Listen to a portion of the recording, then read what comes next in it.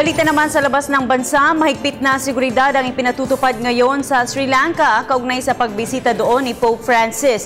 Ngayon ay nakahanda na umano ang St. Mary's Church na pagdarausan ng public mass ng Santo Papa. Samantala, mabenta na rin ang mga Pope Francis flag at banners.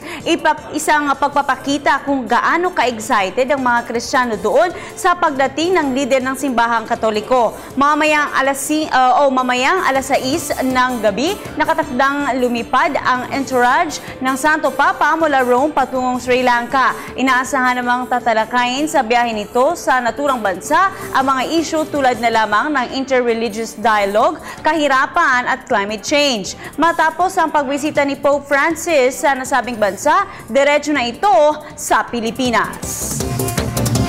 Kinumpirma naman ng Indonesia na nahanap na ang black box ng bumagsak na AirAsia flight QZ8501.